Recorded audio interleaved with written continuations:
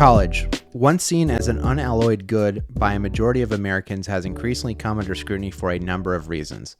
Citizens of all political persuasions are flummoxed by the rising cost of college, which has shown no signs of abating. All of this is happening as a backdrop to a workforce that is increasingly automated and requires the kind of knowledge work that a four-year degree provides. With the number of college students each year decreasing, what will college look like in the future? Will this have impacts on the workforce? Will that have larger impacts on society as a whole? What can or should be done to bring the system into a greater balance? I graduated with my undergraduate degree in 2007, right before the Great Recession started. I graduated from graduate school in 2014, so I feel qualified to speak to some of the trends that I have seen between those time periods. When looking at more recent trends, I will use mostly what I have read and heard on websites or podcasts. Let's begin by looking at the enrollment cliff. Writing on the website Best Colleges, Mark J. Drozdowski notes in an article from 2023 entitled Looming Enrollment Cliff Poses Serious Threats to College, the enrollment cliff refers to the dramatic drop in the college-age population beginning in 2025. Forecasting the number of college-age youths is a relatively simple task. Take the birth rate of a given year and fast forward 17 and 18 years, when most kids start college. Now, consider birth rates during the Great Recession, which began in 2008. During that time of economic stress and uncertainty, notes Carleton College economist Nathan Graw, people were having fewer children. The number of kids born between 2008 and 2011 plummeted dramatically. So if you graph demographic projections, the precipitous descent resembles a cliff beginning in 2025. Over the succeeding 4 years, the number of 18-year-olds will decrease by 15%. How does that translate into enrollment figures? During that 4-year span, colleges will lose approximately 576,000 students. Unfortunately for higher education, this situation isn't an aberration. College enrollments have been declining steadily since 2012. During COVID-19's apex from 2019 to 2022, undergraduate enrollment dropped by 7%. As I've noted in episode 4 of this podcast, I don't think, unless there is a deep cultural and economic change in the country, that we will see birth rates above replacement rate. This is not to say that the population cannot and will not grow from immigration, but in my opinion, getting the U.S. birth rate above the replacement rate of 2.1 births per woman, which would make the U.S. an anomaly among rich countries, is highly unlikely. If the number of college graduates continues to decrease, what happens? Well, it depends. If the gap between jobs that require a college degree and the pool of qualified domestic workers looking for jobs is relatively small, then employers are likely to take one of two actions: investing more in domestic recruiting and training in order to compensate for this gap, or recruit from a wider pool of workers, international applicants. What if the gap grows? Obviously depends on the work being done, but if possible, over time there will be a greater push towards automation and lobbying for either lower college costs, greater rates of immigration, or both. The American economy has seen a shift since the introduction of the personal computer in the mid-1970s.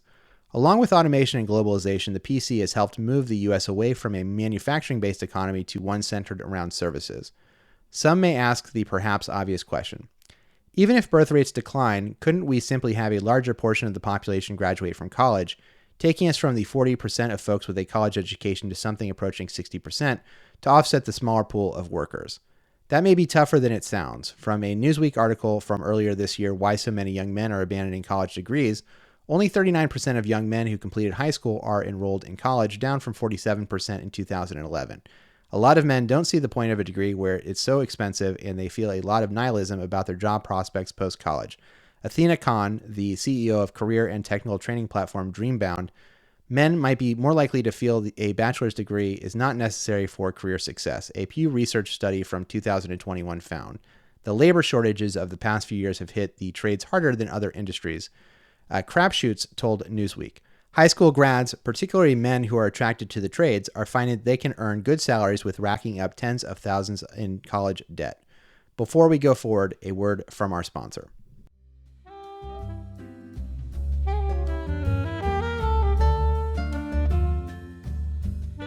Do you enjoy reading but can't find book reviewers you connect with?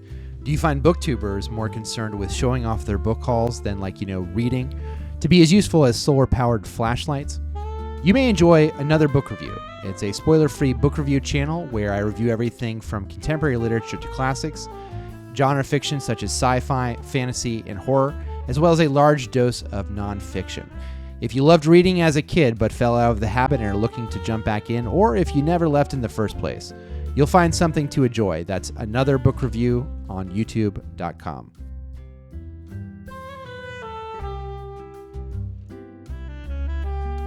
The gap between college costs and the wage premium obtained from graduating may be shrinking.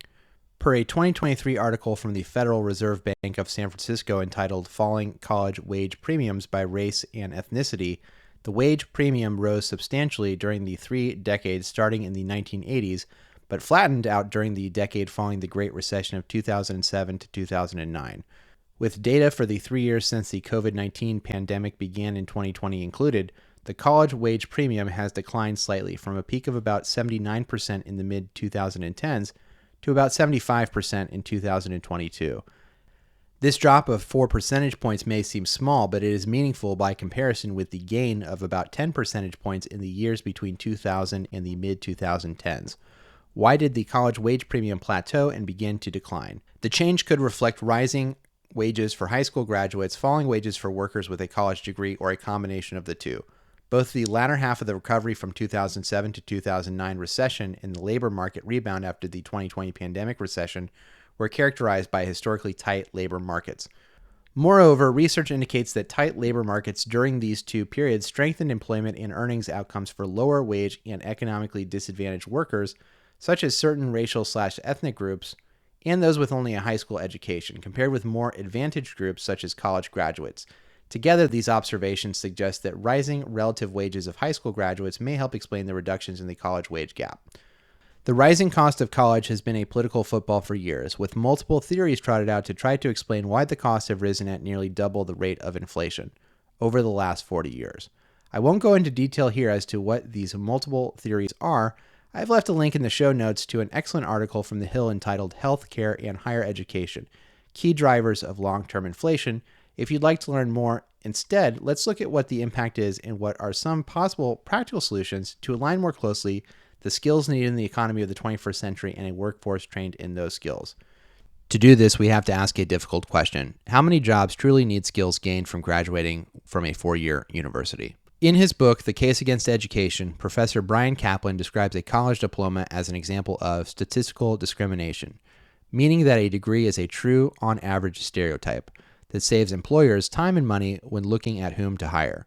Many employers won't deign to read your application unless you possess the right education credentials, even when it's common knowledge your book learning won't come up on the job. Caplan makes a very persuasive argument that most of the value of a college degree stems from this credentialism. That is to say that most of the value gained comes from having a piece of paper, a diploma, and much less to do with actual skills gained from having completed 4 years of coursework. The ratio he proposes is roughly 80-20. Meaning that 80% of your wage premium from having completed college comes from the credential and the other 20% comes from any human capital, i.e. skills and knowledge gained during the time spent at university. This, in some ways, is both good news and bad news. We'll come back to this later. First, let's return to the question, how many jobs really need skills learned at college? From a 2022 article from the list called How Many High-Paying Jobs Require a College Degree, there is no one answer to this question as it depends on the field or industry you are interested in pursuing. However, according to a report by the Georgetown University Center on Education and the Workforce, by 2020, 65% of all jobs in the United States will require post-secondary education and training beyond high school. This includes both traditional college degrees as well as alternative credentials such as certificates and apprenticeships. I'm suspicious of the sky-high percentage of jobs predicted to require a college degree in the near future. I believe that most of what is learned in college, especially undergrad, is poorly targeted training that could, should an employer want to invest in training a qualified workforce, be replaced with job-specific training in most instances. Employees will often bristle at this and say that they shouldn't be on the hook for teaching basic functions like punctuality or grit. In my admittedly anecdotal experience, in the coworkers younger than myself, there tends to be a higher proportion of people whose first real job was after graduating from undergrad or, in some cases, graduate school. This oftentimes goes unnoticed by employers, and the onus is on them to recognize this deficiency and, if necessary, train these basic skills into employees. Will employers do this? Will they officially reject the ATS, applicant tracking system, and invest money and time and energy into doing a better job recruiting based on skills and less on credentials? The jury is still out, but I'm doubtful. In a recent Business Insider article bluntly titled, "You Still Need a Degree," Editor Emily Stewart writes, just because companies say they're not looking at education doesn't mean it's not a factor. Companies claim that they're not looking at education as much as NEET, but a recent study from Harvard Business School and the Burning Glass Institute, a nonprofit research center, found that fewer of them were actually walking the talk. It found that while some businesses such as Apple, Walmart, and ExxonMobil made tangible changes as to who they brought on board, most companies that made a big deal out of dropping degree requirements for workers didn't really change their hiring practices. Nearly half of the firms the study looked at just said they would shift towards more skills-based hiring, and a fifth started to make the change but didn't stick to it. The result: skills-based hiring made a difference in fewer than 1 in 700 hires last year. The researchers said they looked at a sample of 11,300 roles at large companies for which they could observe a meaningful volume of hiring for at least a year before and after the change, and tapped into Burning Glass's database of 65 million American workers' career histories. They found that nearly all the changes in hiring was driven by the segment of companies it dubbed skills-based hiring leaders, which actually did alter their hiring practices. It's not necessarily that businesses are intentionally being sketchy. It's more that instituting company-wide cultural change is hard. CEOs can really mean it when they say they're focusing on skills and not education, but it doesn't make a difference if not everyone gets the memo. Old habits die hard, and if a hiring manager is down to 2 people with 5 years of experience, one with a bachelor's degree and one without, the default is the degree. If the demographic cliff continues, if we see a long and pronounced decrease in college graduates without alternative pools to draw from, companies will have to change. What could this change look like? The obvious change would be an increase in employee-paid training, internship, and apprenticeships. This would be an acknowledgement from employers that college does cost too much for potential workers. This is summed up nicely in a 2023 article from the Information Technology and Innovation Foundation. Between 2011 and 2021, the number of active apprenticeships in the United States increased from 357,692 to 593,690, a 66% increase. Moreover, between 2010 and 2020, the number of undergraduates enrolled at U.S. universities fell by over 12%. These figures suggest that apprenticeships are becoming a more attractive option for high school graduates in the United States, where apprenticeships rates lag far behind those of other advanced economies like Denmark and Germany. This increase in apprenticeships and decrease in college enrollment is almost certainly driven by students' concern about the costs associated with four-year universities and employers' concerns about the skills students acquire in college versus what is needed in the workforce. Employees could also have paid mentorship programs where senior employees are partnering up with junior members to help them in skills such as communication and decorum. If employees bristle at the additional costs, they could reward the senior members with things such as additional PTO, free food, and other perks. What about the colleges themselves? Will there be pressure on them to reduce cost? A Forbes article from 2023 entitled College Tuition Inflation: Compare the Cost of College Over Time shows some sign that college costs are slowing. From the academic year 2019-20 to 2021-22, average tuition fees and room and board dropped 0.2% at private, nonprofit, four-year schools, according to the College Board. From 2020-21 to 2021-22, prices dropped a further 1.7%. Costs at public four-year schools followed a similar pattern in the same time frame. It's unclear if this is a short-term or long-term deceleration in price growth, but some reasons for the change include pandemic stimulus funding to post-secondary institutions, which helped them increase grant aid to students, and tuition freezes across several colleges in response to the economic impact of the pandemic. Some believe that the enrollment cliff will cause some universities, mostly those without, in today's parlance, brand name recognition, to close. This should reduce overall supply of universities and, the conventional wisdom goes, make universities more susceptible to the perceived cost on students. There are several reasons that the cost of college, along with these shocks, won't change much. The biggest one is that the price of higher education is highly subsidized by the federal government, making everyone involved less price sensitive than they otherwise would be. There is a Red Queen-style arms race where colleges and universities spend copious amounts of student and taxpayer money in order to climb the News and World Report rankings, only to stay in the same relative position to their competitors. I have mixed feelings about the increase in college cost. I do think that the additional costs paid by U.S. students when compared to the rest of the world are not as profligate as some make them out to be. For every Rockwall and Lazy River built, there are also career services and academic tutoring departments that take very unpolished young adults and put them on a path towards success they would be unlikely to achieve, at least not at the speed needed to make the high cost of college worthwhile, on their own. It's possible that over time the enrollment cliff forces colleges to become more in tune with the needs of students and allows for more flexible degrees that cost less while granting nervous employers guarantees that specific skills were taught. Overall, I'm quite skeptical of any major change in higher education. In an earlier episode, I talked about the possibility of artificial intelligence upending the system and forcing it to adapt to more modern sensibilities. I don't think that's going to happen, at least not in the foreseeable future. Higher education is like a golf course on the edge of a desert. Every year, the sprinklers keep the desert at bay, but every year they cost more and more to maintain. There are two reactions to this: keep pumping money into the system or let the desert take back the land. A rational person would look at the current system and say, if only 20% of the value of education is derived from skills gained at college, why don't we just have a one-year school? From an employer standpoint, if they trusted the institutions of learning to do this, there would be no downside. The schools, of course, would lose out on the money that comes from having students for 4 years. Universities are institutions, and like all institutions, there are norms and values inherent within them that have been built up over time and are very difficult, if impossible, to change without massive overhauls that are likely to destroy the system before changing it. The 4-year degree is a vestigial byproduct of the original intention of colleges, which was to give the second or third sons from rich families something to do that wasn't the clergy or the army.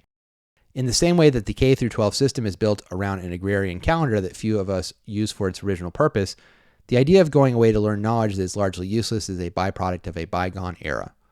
Because universities are institutions that value all knowledge equally, they are loath to adapt to a changing world. I'm sympathetic to this argument. I was a double major, English and business, as an undergrad. I did much better and preferred the English major classes, probably 20-1. I read amazing works of literature and developed a taste in art that I would not have otherwise. Do I use any of the things I learned in English classes at my current job or any job I've held in the last 20 years? I'd say charitably that 90% of what I learned is useless for any job that I've held since I graduated. There may come a day when the essays I write for this podcast become my full-time occupation, but that day is far, far away. Having said all that, how much should the traditional model of a 4-year college change, and what should it change to? I believe that economic forces will continue to decrease the number of liberal arts majors offered at large colleges. There will still be private colleges that rely heavily on large endowments that will continue teaching the arts as a primary focus, but that number, provided demographics don't radically change, will drop. This is the bad news I mentioned earlier. If employers move from a system where the diploma stands as a shorthand for a certain set of skills gained to one where knowledge is tied to a specific job, sans credential, we can expect an increase in the number of diplomaed workers holding jobs that don't require a college degree. Unless, of course, the number of college grads continues to decrease due to a skills mismatch. I sincerely believe that the loss of humanities education is a tragedy. We've seen over the last 20 years the degradation in the ability of students to hold nuanced thoughts or tell the difference between fact and opinion. The arts are the closest thing we have to empathy machines. Unfortunately, I don't think they'll be able to survive a world where large cuts must be made to keep the desert from encroaching. Unless, of course, the federal government steps in to pump up the industry. In his State of the Union address, President Biden said that he wants to reduce the cost of college. While this is a noble goal, there are some problems. The primary one being that the only real tool that the federal government has to do this is to send money to colleges or students. It could also, in theory, have a prize-based approach to identify best practices for schools to find unnecessary costs and remove them, passing along the savings to students. Why won't they do this? To paraphrase Tolstoy, all happy colleges are alike, each unhappy college is unhappy in its own way. Given the demographic, size, reputational, and geoeconomic differences of schools, it's unlikely that a magic bullet solution will be found that is replicable. Also, this approach requires time and buy-in from stakeholders. Pumping money into a bloated system requires neither of these. A note: the median age of the U.S. Senate in 2023 was 65. In 1981, it was 51.7. The generation of this median senator came of age when there was very little statistical chance of a college degree being a bad deal. If I extend the warm kindness that is the benefit of the doubt, there are some senators who truly believe that college was a pivotal time in their lives that they look back to with great fondness, and it generally saddens them that the younger generations won't have the same experiences as they did. This idyllic look at college was, even when I was going to college for the first time in the mid-2000s, becoming passé. I agree that, in a perfect world, everyone would have the time to discover their tastes, passions, and interests. This wasn't true for everybody in the 1960s or 70s or 80s, and it's not true today.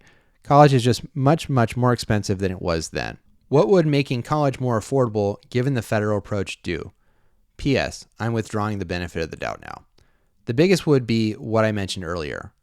Reduce the number of requirements it takes for someone to receive a certification that is valued in the eyes of employers. A more affordable option is one we have already: community colleges. If an associate degree becomes equitable in the eyes of employers and the number of students stopping after 2 years in school increases, we would expect the cost of college and the amount of student debt to decrease over time. Community college is, in general, much less expensive than a 4-year university. This is the good news from before. If you believe that most of what is taught at college is largely irrelevant to job-specific skills and trainings, then reducing the time spent at college does very little to increase the amount of training that employers must do in order to bring employees up to par at their jobs. From the abstract of a research paper listed on Sage Journals entitled "Did Employers in the United States Back Away from Skills Training During the Early 2000s?" The author C. Jeffrey Waddops writes, "The findings reveal a 28% decline in the incidence of training between 2001 and 2009. It may be dated, but it 100% dovetails with my lived experiences, having worked for probably over a dozen companies since I entered the workforce in my mid-teens. There is nothing in my experience to believe that this trend has reversed itself. Simply put, employers don't train as much as they used to." Other culprits for skyrocketing costs have been put forward: administrative bloat, expensive amenities that universities can avoid if given the right incentives. One way to do this would be to make the universities fight for every dollar they receive. Currently, with roughly half the money for education coming from government sources, the true cost of college is not fully felt by students, and thus they have little incentive to be cost conscious. Universities also play into this by having a list price for total cost of attendance and an actual price paid by an individual and their families. As a general rule of thumb, when your pricing practices are similar to used car sales, you're doing something wrong. Finally, and perhaps most controversially, I tend to believe that the cost of college itself is high, mostly because the inputs, labor and healthcare costs, and additional technology required to train employees for high-tech roles have risen substantially over the last 40 years. I also think that, for the majority of people, that it is still a sound investment. Another way of saying this: if I had a magic wand and could change anything about the college experience today, it would be less to do with the colleges, though I disagree with some of their practices, and more to do with employers, who, in my opinion, have not paid nearly the amount of wage premium they should for accessing a highly educated, highly motivated workforce. In an article from The Atlantic entitled "The Labor Shortage Myth," writer Oren Cass notes, market forces create a constant incentive for employers to do more with less. Faced with pressure to raise wages, the rational response is to seek productivity increases wherever possible, or even to accept lower profits for shareholders. Ultimately, if the market is able to correct for the gap between skilled workers and jobs that require said skills, the wage premium should increase. If this happens, the $1.7 trillion student loan debt pile will, over time, decrease as workers are able to use the increase in wage premiums to pay down this debt, and, perhaps more importantly, those who have not yet finished school will be incentivized to do so because the reward is so large. All this is predicated, of course, on the international pool of potential employees remaining largely untapped and the domestic pool remaining constant or shrinking. Does college need to be saved? Not really. It just needs to pay off for more people.